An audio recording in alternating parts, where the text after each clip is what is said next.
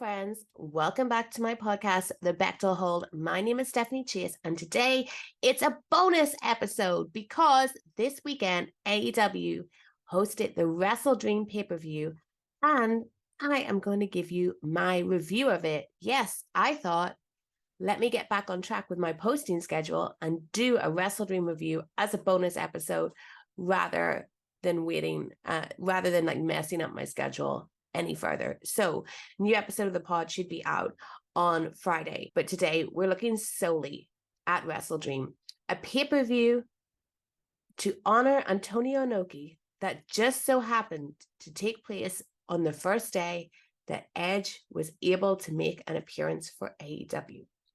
Now, if you want to see the video version of this, you can head to my YouTube where I'm putting it up for free. Usually to see the video versions, you have to be a channel member or a Patreon member. And if you want to support my Patreon, go over. It's Stephanie Chase on Patreon, and you can do a 1-week free trial. But the video for this is now up for free on my YouTube channel. So let's get into it. I'm not going to do the matches in the proper order. I'm going to do them in funsy order. Which match is the most fun to talk about?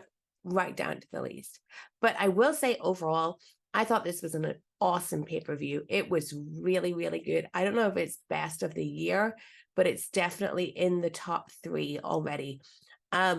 So jam-packed, full of great action, maybe too jam-packed because it was like everything AEW does, really, really long, but still, I thought it was great.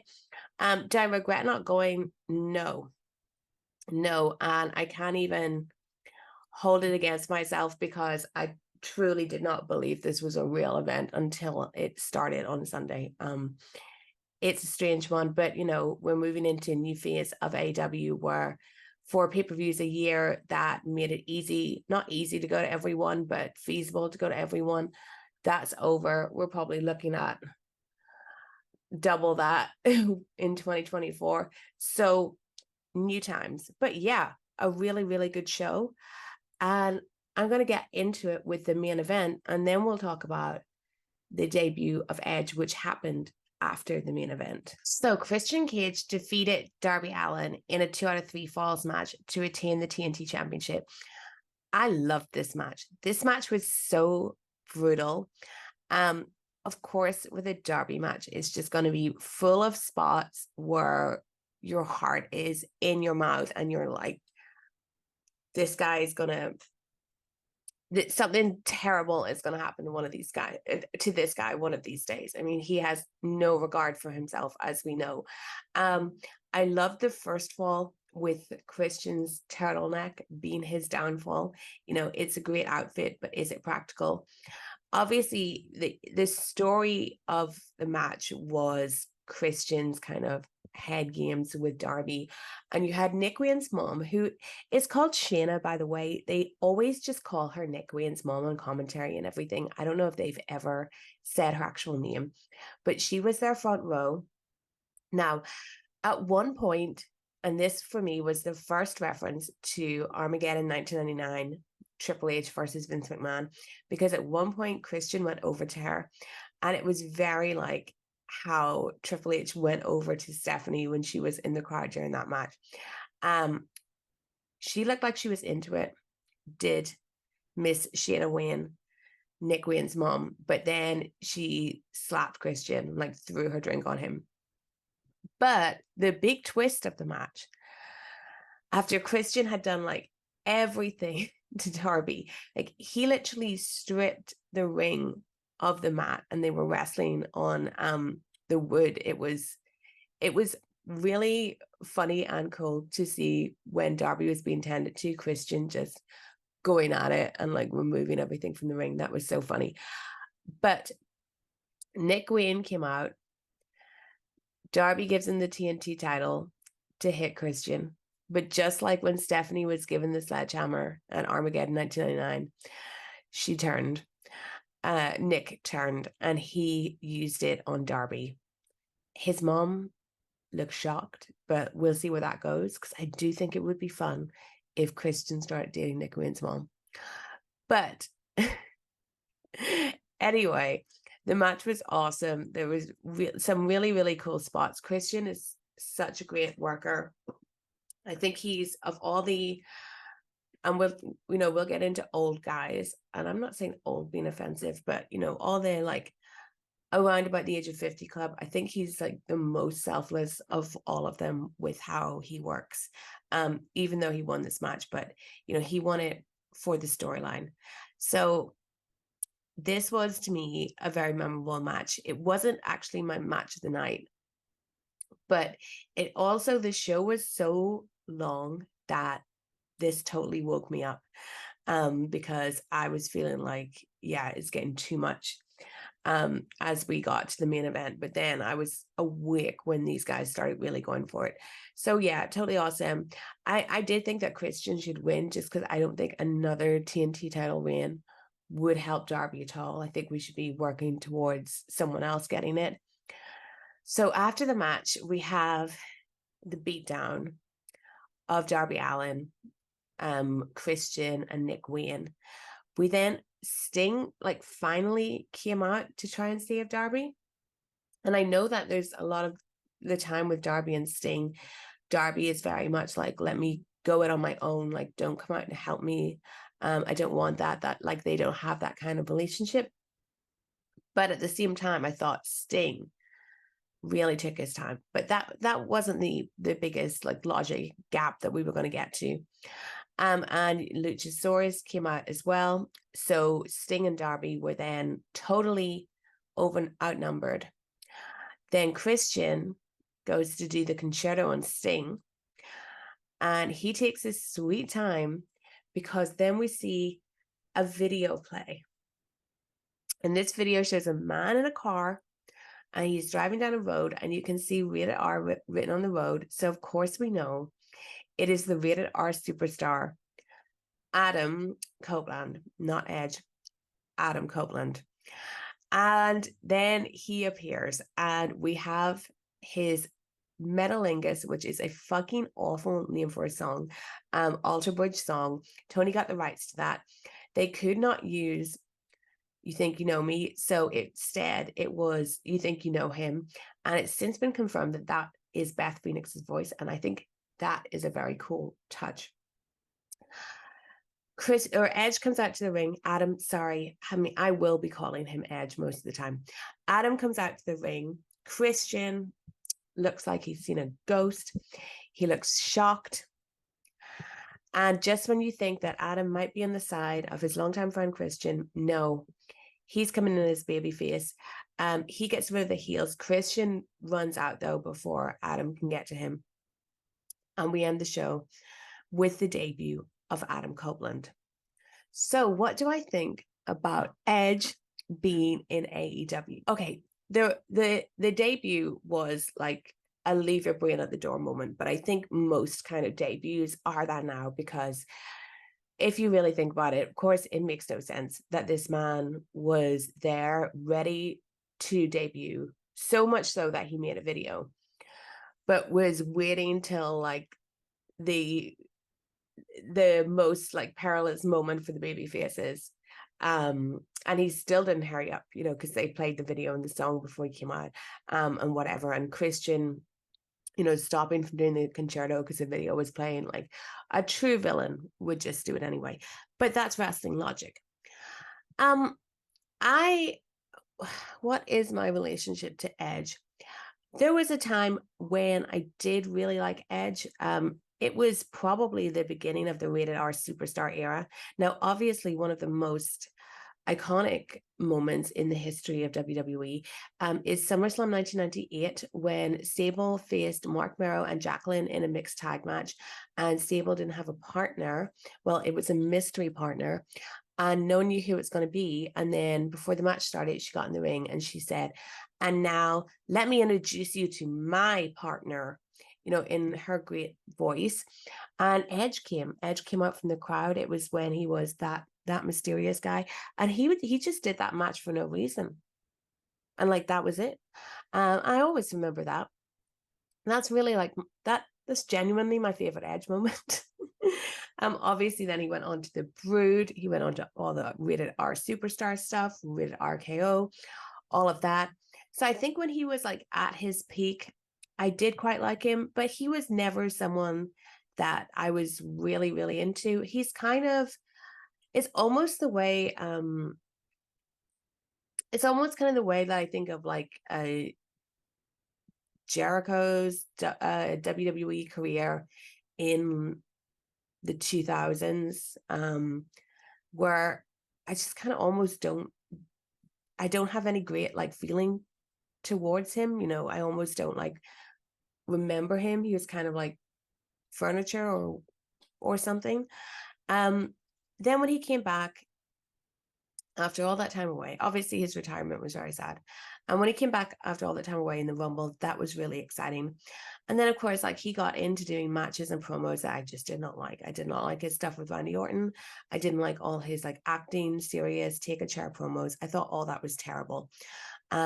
So overall, did I enjoy his WWE comeback? No, but I'm not going to hold that against him coming into AEW because it's a fresh start for him. It's completely fresh start because he's never been in AEW before. And who knows what his presentation will be like and what he will do. I think he's probably seen like some of the negativity surrounding some of the like frankly boring, acting stuff that he did. So luckily hopefully that will like spur him on not to do any of that in AEW.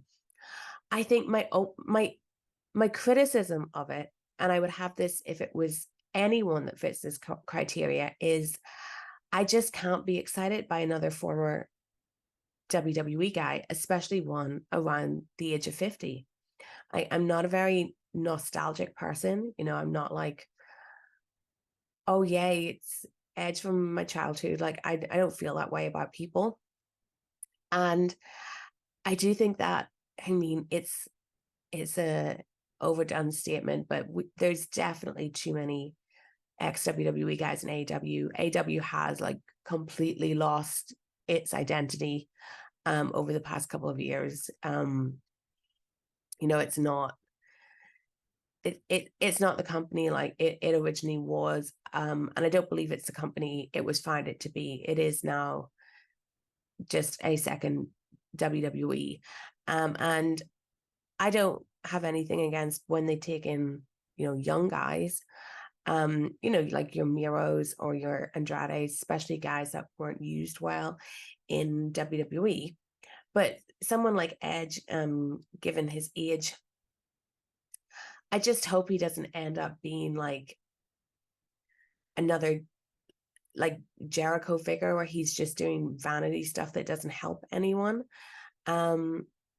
So yeah, it's hard for me to be excited about another older guy, I have to say.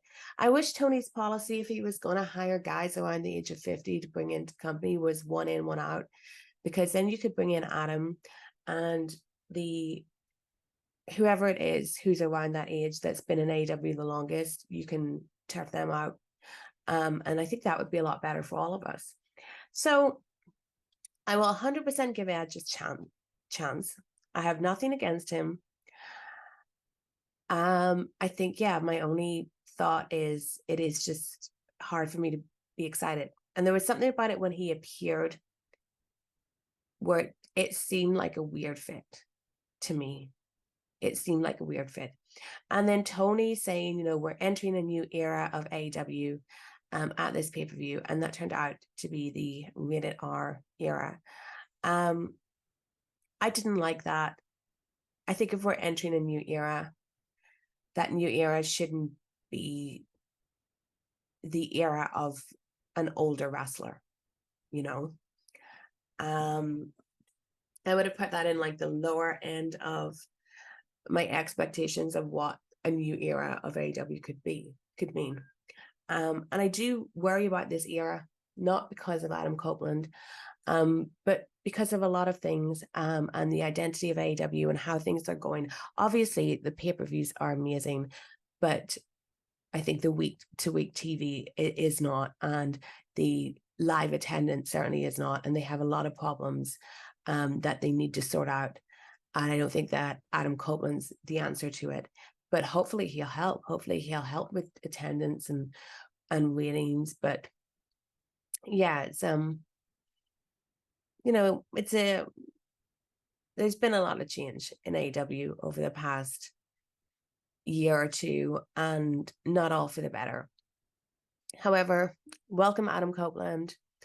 And it is nice to see him with Christian again. It is nice. And I heard his press conference comments, and I appreciate him for not being an idiot in character. And I really love Christian, but dude, okay, we all know that you're a guy called Jay, please. So, since I was just having a go at, too much focus on older men, let me talk about my favorite match of the night, which was Swerve Strickland versus Hangman Adam Page. These two, to me, are the future. They are who I would put all my money on. Hangman, Swerve, and Jay White. Those would be the guys that I push. Like, this match was excellent. The crowd were like pro Swerve because it was Seattle. It was so well worked, and they felt like stars. The presentation, the crowd reactions, and how they were going about the match. Excellent. I had been wanting so long Hangman to rise up again, and this feud with Swerve has been perfect for him. And then Swerve, I've wanted to be put in bigger programs, and this is what I've been asking for. I love this match so much, and I am so high on both these guys, and it feels weird. It's like I'm talking about Hangman Page like he wasn't formerly AEW champion, but I think his run was so fucking botched that he does need rebuilding. And I think his run suffered from the timing and Punk and everything. But yeah, I'm ready for like the second go of Hangman Page being the face of AEW. And Swerve is so unique and creative with everything he does. And I love these two. I love this match. I'd give it like between 4.5 or 4.75, something like that, if I was a star rater. And I just hope they capitalize on it. I want to see more of this. I want them to do 3 matches, and I want them to end it with like a Texas death match at Full Gear. That would be really good for me. I really wanted it to be an event, and I really believe it should have been evented. And of course it didn't, because Edge Adam was going to debut at the end of the Darby Christian match. But I guess that's kind of my point, that I wish New Era meant, hey, look, Swerve and Adam Page are the future of the company. That's who we're putting in the main event, not, hey, we've signed another older ex-WWE guy. That's just what I want. I think if the company is going to grow and like really be successful long term, they need more of an investment in their own guys, and Swerve and Hangman are just 2 of the best out there, like absolutely. So yeah, I loved this match. I don't have any complaints about it. Swerve's gear was awesome, and Prince Nana is so great. He's just loving life, and I love that for him. I love that for Prince Nana. He deserves it. Next up, Bryan Danielson versus Zack Sabre Jr. This was one for people that love grappling, for the grapple pervs. I thought it was really, really, really good. I think it's the best match of Zack's that I've ever seen. And I've seen a lot of Zack Sabre Jr. matches. I think it came off exactly how they wanted it to. And I think some people might think a lot of grappling is boring, and these guys showed you how it can be exciting. Danielson's in an interesting place because he's basically said he's only got like a year of being a full-time wrestler left. And if he's going to use that time to do these brilliant like personal dream matches, then good for him. And I think that it was great seeing Zack in AEW too in this way. And this match is meant to be at the first Forbidden Door, so I'm glad they got to do it now and got to do it here. And Jon Moxley was so excellent on commentary. He was on commentary for a couple of matches. He was just absolutely brilliant. The only negative was them still having JR out there when Moxley was there. I just wanted to hear Moxley. He has a great future as a commentator. He is the wrestler that I would like to see on commentary. He was so entertaining, and he really reacted to everything. It didn't feel like he was trying to play a character. He wasn't trying to play any role other than the guy explaining to you why this match is important to these wrestlers. And he was awesome. But yeah, Zach and Brian, I think it was for me the third best match of the night, but only because I loved Hangman Swerve so much. And I loved the craziness of Christian and Darby. And this was something, completely the opposite to that. But yeah, really, really good. Next is a match that I did not think was good at all, but wasn't even meant to be. MJF versus the Righteous. MJF beat both of the Righteous, which is the thing that I wanted them to do least. I wanted something like Roddy comes out to sub for Adam Cole. I don't know, something like that. But this was just like, I'm glad they put it on the beginning to get it out of the way, because when this pay-per-view started and MJF came out with a microphone, I was like, oh, this just feels like a dynamite. So it lowered my expectations for the pay-per-view so much. And luckily it turned out to be this awesome pay-per-view. And by the time it was over, I think most of us had forgotten that this match had taken place. But there's nothing much I can say. I'm so down in the MJF world title run. Like I was saying that this match would be fine until you remember that one of the guys involved is the world champion. I just don't like it at all. I get that people do like it. I don't buy into the idea that what Adam Cole and MJF are doing is great storytelling. Like I don't think that's true at all. I don't think that's what they're doing. But and I've said before, like the comedy skits are not for me. They are not for me at all. But I feel bad for the Righteous. They're cool. They have a great theme, and they just got jobbed out like this. It sucks for a team to be beaten by one guy, no matter how he does it. So yeah, I just didn't like this. I please don't let this MJF tofu chant take off. He's just, I don't know. I'm so disappointed in him. This is not what I thought an MJF, title run would be. And I do really push back on the idea that this title run is going well. I think the live fans react to it, but we know that the houses are down. We haven't been really doing any great ratings. And I was thinking about this, and it probably sounds really harsh, but there's a YouTube series that I've been watching called Train Records, where they go into like an album that kind of ruined a band's career. Not necessarily in the way where like it made them break up or anything like that, but in a kind of like things would never be the same again after, or it was hard for them to get back to where they were. And a lot of these, albums that they cover were commercially successful. And I just wonder if MJF is like AEW's Cien Anger or something. A lot of people bought Cien Anger and then were like, oh. And I'm talking about Metallica, by the way, if you don't know. And we all bought Cien Anger. Like I was a Metallica fan because it was a Metallica album. But I think what they did with that album and the fucking documentary really exposed them in a way where it was hard to think of them as the same band afterwards. And even though they did put out good stuff after Cien Anger, what I'm more saying is it did damage, even if it wasn't like a low seller. And maybe you need a couple of years to really see the damage that it did. Maybe Cien Anger wasn't the best example, but anyway, Train Records is a great series by Todd in the Shadows. I think MJF may be AEW's Train Records champion,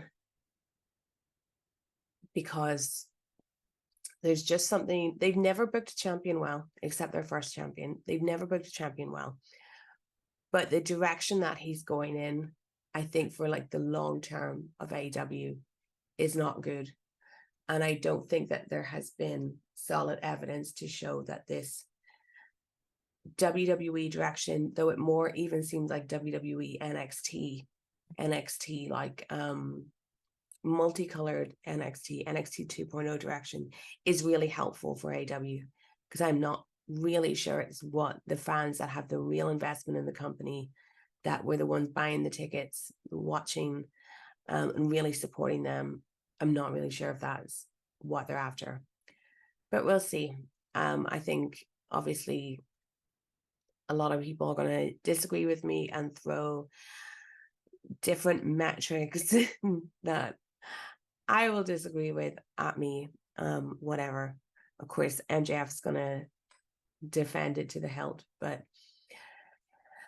yeah, I'm about ready for this title run to be over. Really. Next, okay. The Don Callis family, that is Takeshita, Sammy Guevara, and Will Ospreay, defeated Jericho, Kenny Omega, and Kota Ibushi. I don't have much to say in this match. I will say, though, the people that were really into the Golden Lovers, like the type of people that you saw in the Omega Man documentary, like I was really into the Golden Lovers when it was a thing. But I wasn't, at the level where I was going to be in a documentary or anything like that. The people that, really blogged about it, explained all the lore on Twitter, got really deeply invested into the storyline, Tumblred, fanfic, all of that. Those people that have that real connection and love for the Golden Lovers, who wanted them to reunite so much. Like, I need to ask, was it your wish that they would then insert a 50-year-old Republican Trump supporter into this Kenny Kota thing and make it a triangle? Because to me, it is madness that Jericho has been able to insert himself in between the Golden Lovers. Like, what are we doing here? I know he goes around latching on to whatever he thinks is cool and whatever goodwill he can steal.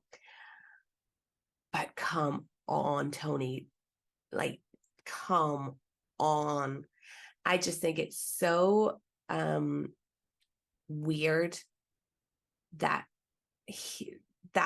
they're with him. Like, it's just so weird. And of course, it all comes from him and Dawn wanting to put their relationship on TV. Obviously, not everything they do together. And then, like, set up a feud. But this match, to me, Sammy and Jericho were the most prominent people, and they're the two least interesting people in this match.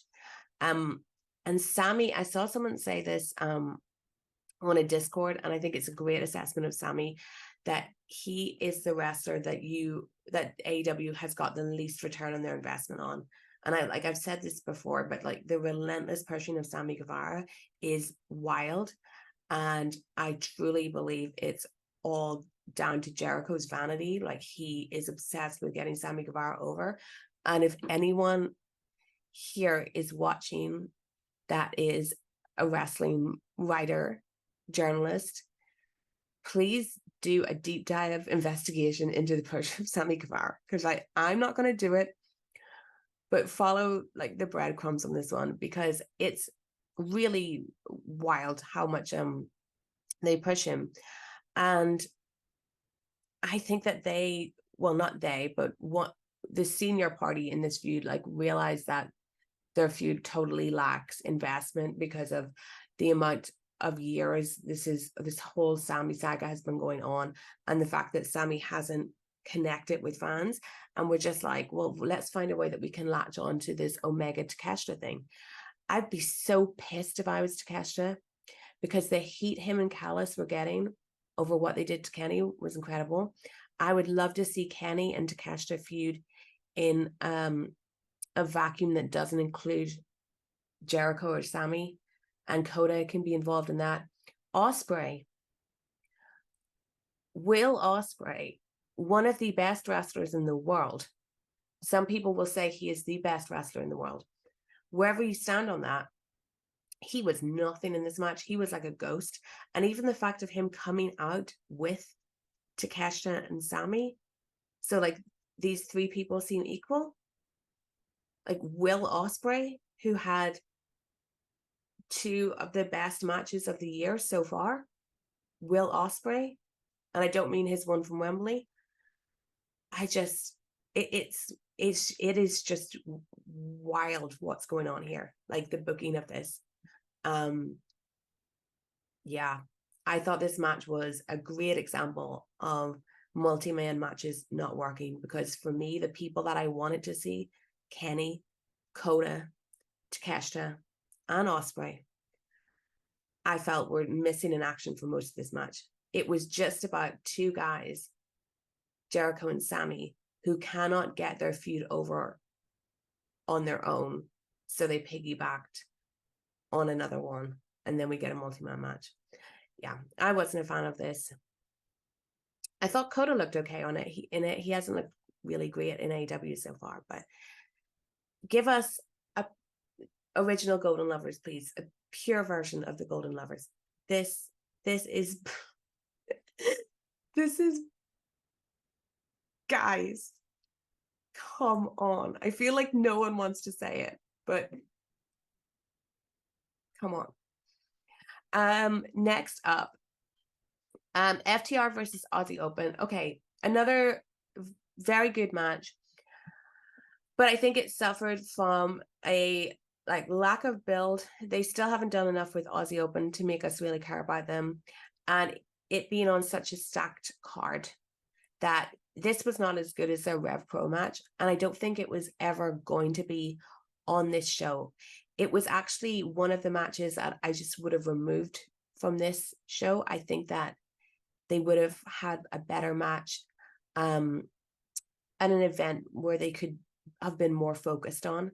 This just wasn't it. It wasn't a bad match or anything. It was just fine, but it was forgettable. And I don't think an FTR match should ever be forgettable. And Aussie Open are, so awesome. But it was just there on a card that had the Danielson match, the Darby Christian match, and Swerve Hangman. This was just there. Perfectly fine.